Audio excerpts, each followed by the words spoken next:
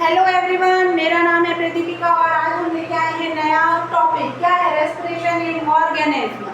किसके लिए है ये हेल्पफुल? ये हेल्पफुल है क्लास 6 के लिए, क्लास 7 के लिए, क्लास 8 के लिए। ओके, यहाँ पे दो वर्ड है, रेस्पिरेशन एंड ऑर्गेनिज्म। क्या समझते हैं आप रेस्पिरेशन से? वो तो हम पूरे थ्रू आउट चैप्टर पढ़ने ही वाले हैं। ओके, नेक्स्ट क्या है? ऑर्गेनिज्म। आपको बोला है रेस्पिरेशन इन ऑर्गेनिज्म। जब आपको ऑर्गेनिज्म पता होगा तभी तो रेस्पिरेशन का मतलब समझ में आएगा। जब आपको यही नहीं पता किसके अंदर हमको रेस्पिरेशन देखना है, तब तक तो रेस्पिरेशन पढ़ने का भी कोई फायदा नहीं है। तो सबसे पहले हमें क्या पता होना चाहिए? ऑर्गेनिज्म। क्या होता है ऑर्गेनिज्म? देखो बेटा, any living thing, any individual living thing has a complete organism. जैसे कि हमारी ह्यूमन बॉडी है, हमारी ह्यूमन बॉडी है, इसमें बहुत सारे सिस्टम्स है। क्या क्या सिस्टम्स हैं? नर्वस सिस्टम है, रेस्पिरेटरी सिस्टम है, डाइजेस्टिव सिस्टम है, रिप्रोडक्शन सिस्टम है ना। Many systems are working together, तब ये हमारी पूरी बॉडी चल रही है। तो ये हमारी बॉडी एक तरह से क्या हुई? एक ऑर्गेनिज्म हुई, यानी लिविंग थिंग। जैसे बैक्टीरिया है, बैक्टीरिया भी अपने आप में एक अलग क्या है? एक बैक्टीरिया भी कर ले तो वो पूरा का पूरा एक ऑर्गेनिज्म है। उसके अंदर जितनी सारी प्रोसेसेस हो रही है वो पूरा एक ऑर्गेनिज्म में आ जाएगा, है ना। अब समझ में आया ऑर्गेनिज्म क्या होता है? अब आएंगे हम रेस्पिरेशन पे। ओके, रेस्पिरेशन के पढ़ने के पहले हमें कुछ चीजें पता होनी चाहिए। सबसे पहले है सेलुलर रेस्पिरेशन। बेटा सबसे पहले आपको पता होना चाहिए हमारी जो बॉडी है, हमारी बॉडी या कोई भी लिविंग ऑर्गेनिज्म है वो किससे मिलकर बना है? उसकी सबसे छोटी यूनिट क्या होती है? सेल होती है। सबसे छोटी यूनिट क्या होती है? सेल होती है। और सेल्स मिलकर टिश्यूज बनाते हैं। ओके, सेल मिलकर टिश्यूज बनाते हैं एंड टिश्यूज मिलकर ऑर्गन बनाते हैं। टिश्यूज मिलकर ऑर्गन बनाते हैं। जैसे हमारा हार्ट एक ऑर्गन है हमारा, ठीक है। हमारा डाइजेस्टिव सिस्टम प्रॉपर जो है वो किससे बना है? जैसे उसमें स्टमक है, इंटेस्टाइन्स हैं, और क्या क्या है हमारे इसमें सिस्टम में, और क्या क्या है? नर्वस सिस्टम है। ये सारे सिस्टम किससे मिलके बने हुए हैं? छोटी छोटी सेल्स से मिलके बने हुए हैं। इनकी सबसे स्मॉलेस्ट यूनिट क्या है? सेल है। इसके बाद सेल और ज़्यादा डिवाइड नहीं होती बेटा, सेल ही हमारी सबसे स्मॉलेस्ट यूनिट होती है, ठीक है ना। जैसे आप केमिस्ट्री में देखते हैं, केमिस्ट्री में हमारा एटम है। एटम क्या है? स्मॉलेस्ट यूनिट है। उसी तरह साइंस बायोलॉजी में क्या है? सेल हमारा स्मॉलेस्ट यूनिट है। उसको और डिवाइड नहीं कर सकते आप। ऑर्गन को अगर आप ऑर्गन को डिवाइड करेंगे टिश्यूज पर जाएंगे, टिश्यूज को डिवाइड करेंगे सेल पे जाएंगे। सेल से ज़्यादा छोटा कुछ नहीं होता। तो हमारे में एक्चुअली रेस्पिरेशन होता कहाँ है? रेस्पिरेशन होता कहाँ है? सेल के अंदर होता है, एक्चुअली सेल में होता है। और उसी रेस्पिरेशन को क्या बोलते हैं? सेलुलर रेस्पिरेशन कहते हैं, ठीक है। अच्छा, अब कुछ बच्चे कंफ्यूज रहते हैं। रेस्पिरेशन क्या है? वो क्या सोचते हैं कि एयर को इनहेल किया और एक्सहेल किया, ये क्या है? रेस्पिरेशन है। लेकिन ये रेस्पिरेशन नहीं है बेटा, इसे बोलते हैं ब्रीथिंग। इसे क्या बोलते हैं? ब्रीथिंग। ब्रीथिंग में क्या होता है? ब्रीथिंग में हम ऑक्सीजन रिच एयर को इनहेल करते हैं थ्रू अपनी नोस्ट्रिल एंड क्या करते हैं? एक्सहेल क्या करते हैं? छोड़ते क्या है बाहर? कार्बन डाइऑक्साइड रिच एयर को बाहर छोड़ते हैं। ये ब्रीथिंग है, ये रेस्पिरेशन नहीं है। कंफ्यूज नहीं होना। रेस्पिरेशन क्या है वो हम पढ़ेंगे time by time, point wise पढ़ेंगे, कंफ्यूज नहीं होना। अच्छा, फर्स्ट था सेलुलर। हाँ, ब्रीथिंग तो आपको समझ में आया। ब्रीथिंग क्या है? क्या है? ऑक्सीजन रिच एयर को, ऑक्सीजन रिच एयर को एटमॉस्फेयर से इनहेल करना और कार्बन डाइऑक्साइड रिच एयर को एक्सहेल करना ही क्या है? ब्रीथिंग है। और एक इनहेल और एक एक्सहेल मिलके क्या बनाते हैं? एक ब्रीथिंग साइकिल बनाते हैं। Okay okay. अच्छा, अब है रेस्पिरेशन। रेस्पिरेशन क्या है बेटा? एक्चुअली क्या है, हमारी बॉडी को क्या चाहिए? एनर्जी चाहिए हर काम के लिए, खाने को डाइजेस्ट करने के लिए, किसी भी एक्शन को करने के लिए। अभी मैं बोल रही हूँ, ये बोलने के लिए मुझे क्या चाहिए? बहुत सारी एनर्जी चाहिए मेरे माइंड को वर्क करने के लिए, चीज़ों को देखने के लिए, समझने के लिए, बात करने के लिए, चलने के लिए, बैठने के लिए, रोज के लिए, रेस्पिरेशन के लिए, डाइजेशन के लिए, हर चीज़ के लिए, नर्वस सिस्टम को वर्क करने के लिए, रिप्रोडक्शन के लिए, एवरीथिंग जो भी हमारे प्रोसेस है लाइफ लिविंग। अगर हम कुछ नहीं भी कर रहे हैं तो सिर्फ जिंदा रहने के लिए भी हमको क्या चाहिए? एनर्जी चाहिए। अगर हम एक जगह बैठे रहते हैं या लेटे रहते हैं तब भी तो रेस्पिरेशन तो तब भी करेंगे ना, तो उसके लिए रेस्पिरेशन करेंगे, हमारा हार्ट कंटिन्यूस पंपिंग करेगा, डाइजेशन प्रोसेस कंटिन्यूस काम करेगा, हमारा यूरिनरी सिस्टम काम करेगा, ये सारे सिस्टम तो काम करेंगे। तो ये सारे सिस्टम्स को काम करने के लिए भी क्या चाहिए, एनर्जी चाहिए। अब एनर्जी कहाँ से आती है बेटा, एक्चुअली ये एनर्जी आती है रेस्पिरेशन से, इसलिए रेस्पिरेशन इज वेरी इंपॉर्टेंट। मैंने इसलिए बायो का फर्स्ट चैप्टर ही क्या लिया है, रेस्पिरेशन उठाया है, और मेरे एक स्टूडेंट की डिमांड भी थी इसलिए भी लिया है।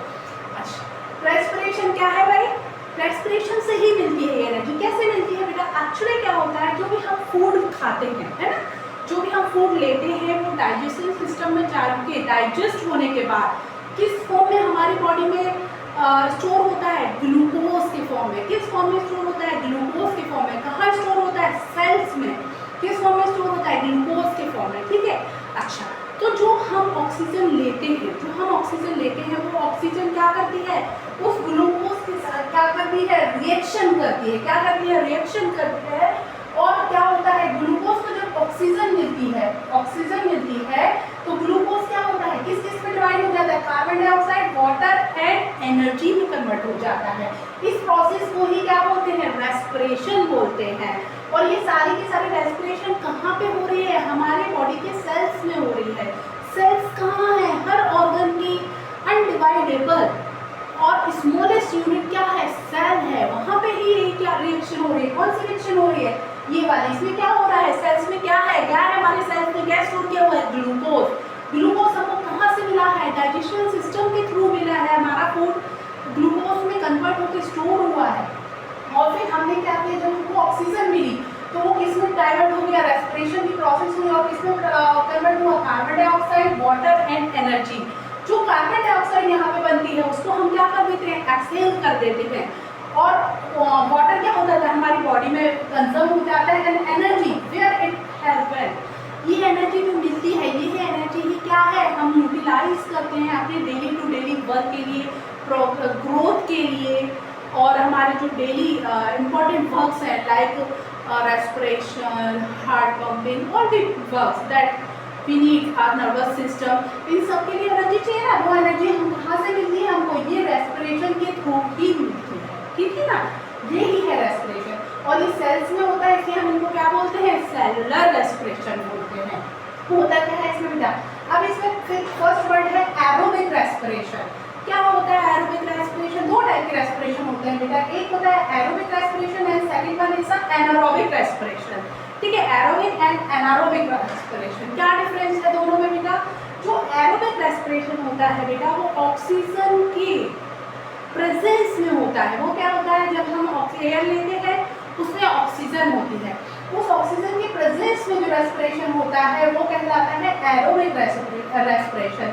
और वहाँ से क्या मिलता है, हमें कार्बन डाइऑक्साइड मिलता है, वाटर मिलती है और एनर्जी मिलती है, ठीक है।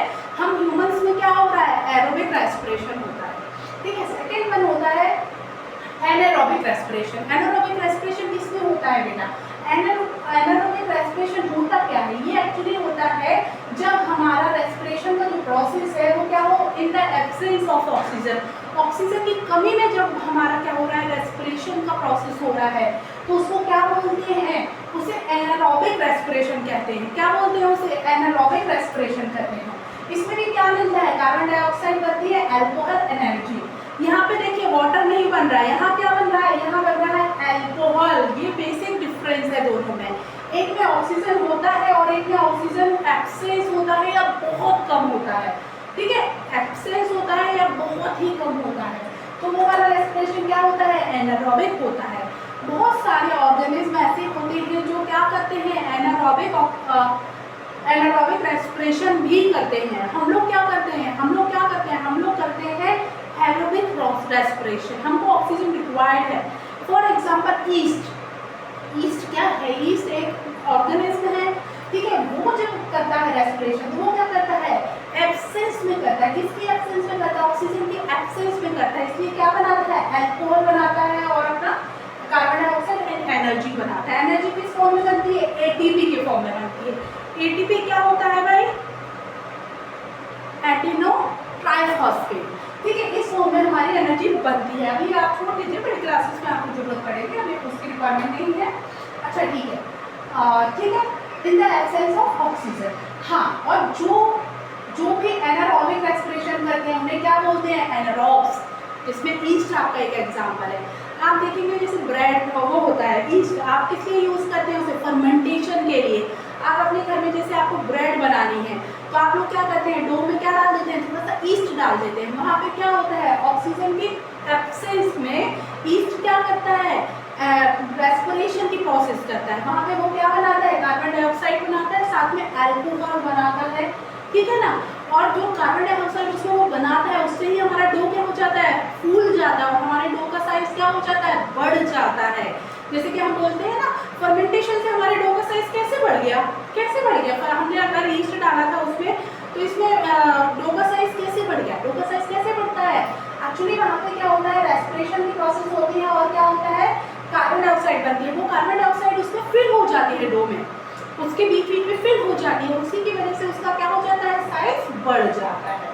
ओके, अच्छा अब हम एक बात और देखेंगे, क्या एनारोबिक रेस्पिरेशन ह्यूमंस में भी होता है?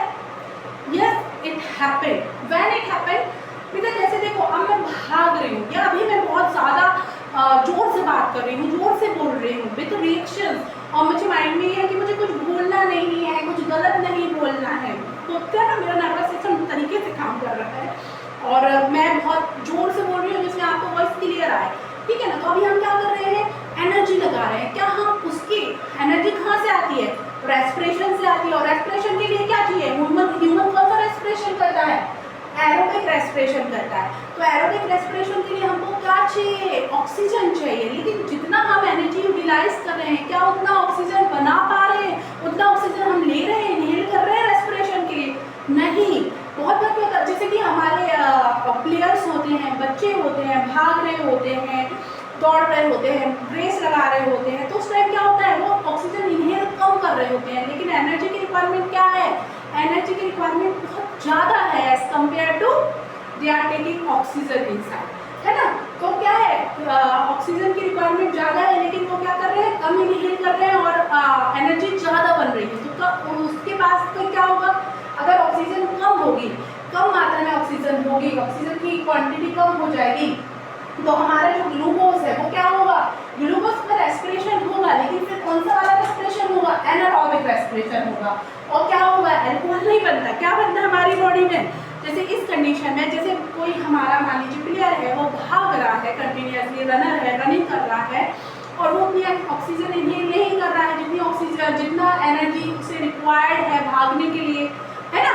ऑक्सीजन कम ले रहा है तो एनर्जी भी कम बनेगी, क्योंकि एनर्जी तो ऑक्सीजन लेने से ही बन रही है। एनर्जी हम लेते हैं, वो वहाँ पे क्या होता है, रेस्पिरेशन की प्रोसेस होती है ग्लूकोज के साथ, तभी हमको एनर्जी मिलती है। लेकिन वो उतनी क्या कर रहा है, एनर्जी मतलब ऑक्सीजन ले ही नहीं रहा, तो उतनी एनर्जी भी नहीं बनेगी। तो उस केस में क्या होगा बेटा, उस केस में एनारोबिक रेस्पिरेशन होगा, और क्या होगा, साथ में क्या बनेगा, लैक्टिक एसिड बनेगा। ये सारी प्रोसेस सेम होंगे, अल्कोहल की जगह वहाँ पे क्या बनेगा, लैक्टिक एसिड बनेगा, ठीक है। फिर क्या होगा, ये एसिड कहाँ जाएगा, ये एसिड जो हमारे ये जॉइंट्स होते हैं, ये हमारे नी के जॉइंट्स होते हैं, सॉरी जॉइंट्स होते हैं, मसल्स होते हैं, जो हमारे मसल्स होते हैं ना, मसल्स में ये एक्यूमुलेट हो जाता है, ये लैक्टिक, सॉरी जॉइंट में नहीं, मसल्स में ये लैक्टिक एसिड कहाँ पे एक्यूमुलेट हो जाता है, हमारे मसल्स में एक्यूमुलेट हो जाता है, और हमको क्रैम्प होते हैं, हमको दर्द होता है। जब हम फिर बाद में क्या होते हैं, जब हम सोते हैं, आराम करते हैं, रेस्ट करते हैं, धीरे धीरे लैक्टिक एसिड क्या हो जाता है, कम होता है, खत्म हो जाता है हमारे मसल्स से, तो फिर हमको क्या हो जाता है, दर्द होना खत्म हो जाता है ना। क्यों होता है, इसलिए तो दर्द होता है, हम भागते दौड़ते हैं, क्योंकि वहाँ पे क्या हो जाता है, एनारोबिक रेस्पिरेशन हो जाता है, और क्या फॉर्मेशन होता है, लैक्टिक एसिड का। ओके, नेक्स्ट पार्ट अब हम इसका करेंगे कल।